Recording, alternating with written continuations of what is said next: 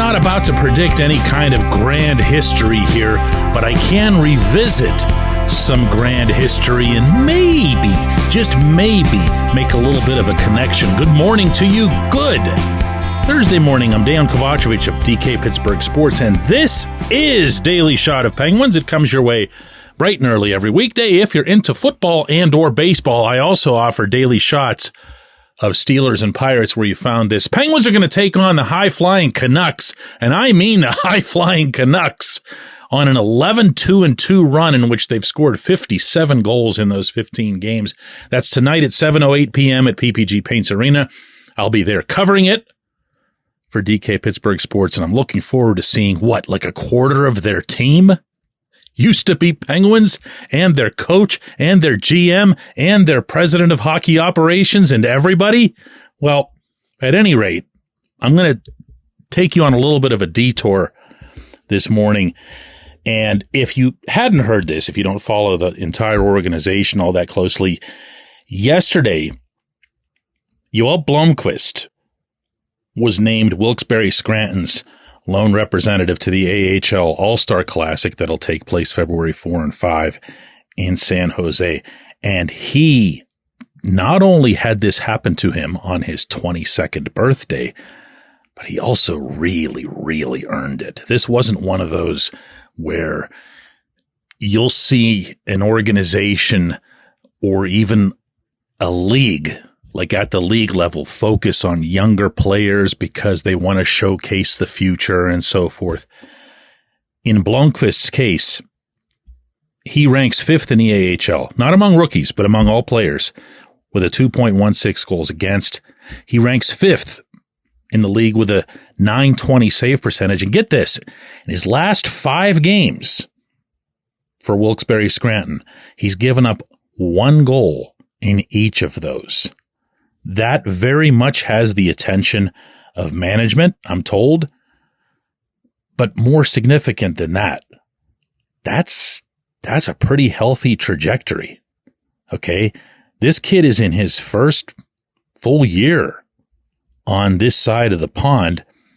And I'm going to read you some of these names here. He's the 7th AHL All-Star goaltender from the Wilkes-Barre Scranton operation, joining Danny Saber and John Curry, our old friend Jeff Zatkoff, Matt Murray, Tristan Jarry, Casey DeSmith, and out of everyone I just mentioned there, the only 2 who were chosen as AHL rookies were Blomqvist and Murray. And now you know where I'm going, because Murray was 22 years old.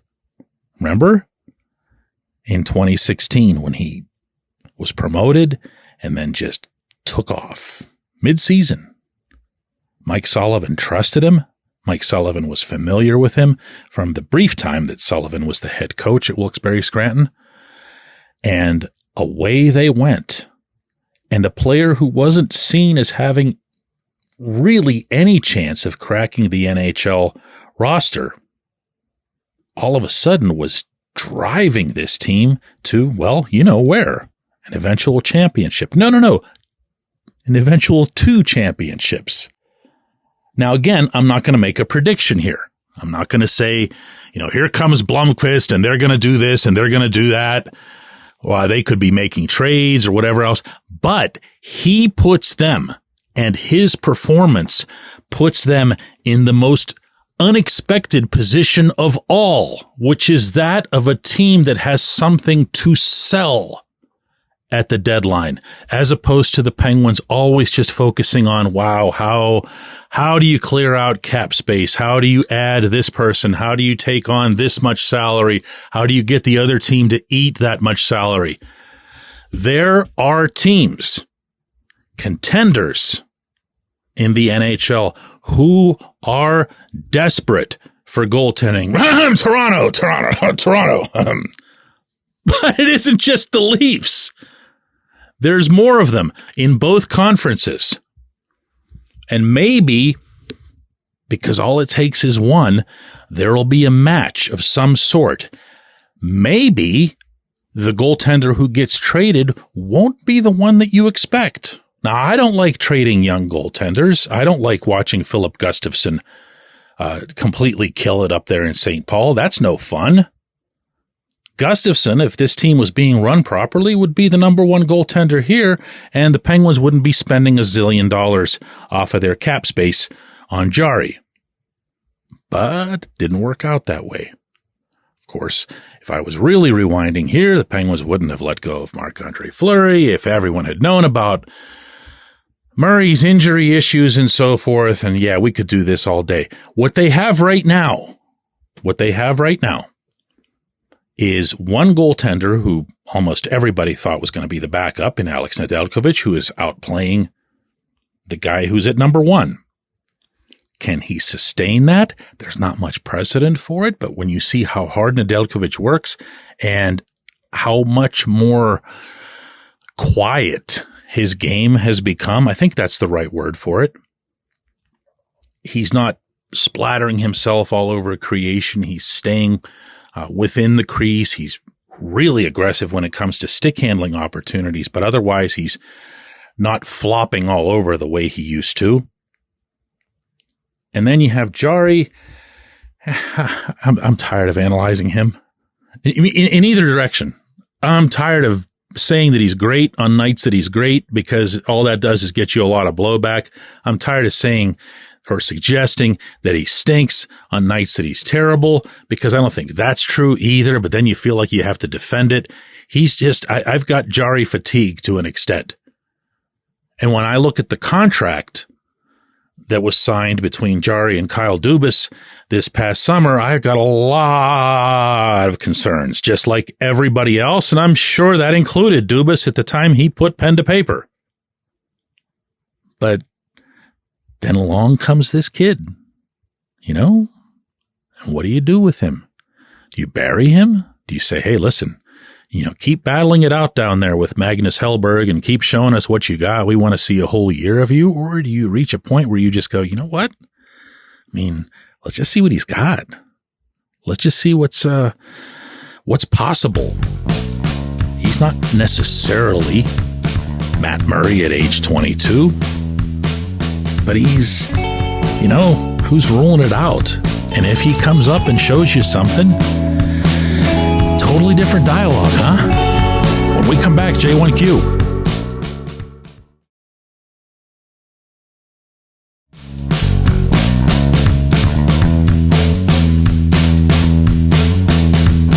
Today's J1Q relates to yesterday's Daily Shot of Penguins, which was a great, big, long, impassioned defense of Erik Karlsson's performance to date in Pittsburgh. KW says, DK, I'm not worried about EK65. I'm more worried about who his partner's going to be. Ryan Graves, P.O. Joseph. Graves was better in the last game, but he's overall been a big disappointment, and I think a liability. KW, the part of your question that disappoints me, I'm not going to blame you for, but you left out John Ludwig. And I get that, because Ludwig has been in there for half a game and then got knocked out for a month. And then Ludwig was back in the lineup, got into a fight with the Islanders' Matt Martin, which I'm convinced led to this latest injury that's only been described by the Penguins as upper body. But come on, doesn't take a detective. And then he's out again, and then he's out of mind again.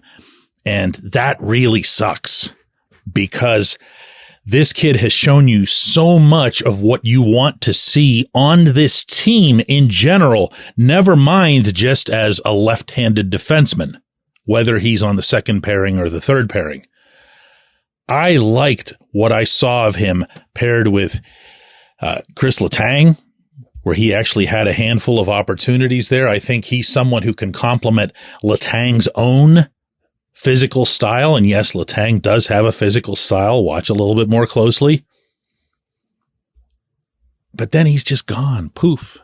I think he could be a really good penalty killer, but we don't know because he's gone. Poof. Can he work alongside Karlsson? No idea. Haven't seen it. Why? Yeah, that. So I have a feeling that if things can finally go Ludwig's way, and he's frustrated. He's exasperated, actually, as you might imagine. This is a good dude who's been battling really hard for a chance. It finally came to him. He appeared to seize it and then just can't stay on the rink. And that's, I can't even, he probably sees all of this as just kind of passing him by, especially when you look out there. I mean, not that he would ever say this and he might not even think it, but if you look out there and I look out there and see that there's a bunch of left-handed defensemen who can't play other than Marcus Pettersson, of course, what are you going to be thinking? I could be out there. I could be making that difference. I could be setting myself up for a long-term NHL career. I'd like to see Ludwig get that chance is what I'm saying. I hope the Penguins are patient, both with his recovery and with his misfortune, meaning not labeling him in some way. And I also, I don't know, man, because I'm going to be honest with you here. In the opening segment, when I'm talking about the Penguins trading or potentially trading a goaltender, the first position that I think of is probably the same one that you think of, which is left D. Sure, you can always add someone or something to the forward group. You can hope that you can stretch your forward lines to the point that you've got a number 3 unit that can pump some goals in on a regular basis. Maybe that's a winger. I don't know. But the first thing you think of, that you have to think of, is that second left-handed defenseman. Because the way you have your right side structured is that Letang and Karlsson are going to eat up a lot of minutes. They're going to play 27, 28, even more minutes. Pettersson, he doesn't get quite that. He's not out there on the power play. He is obviously on PK. But Pettersson has at least shown that he can handle 20 plus without wearing down. That's been a major positive to this season that I don't hear anybody talking about. But then behind that, if you throw off that balance, the balance that they'd hoped they were getting when they forked over all that money to Graves, it's a spot. It's a spot. And it does need to be addressed. I appreciate the question. I appreciate everybody who listens to Daily Shot of Penguins. We're going to do another one of these tomorrow.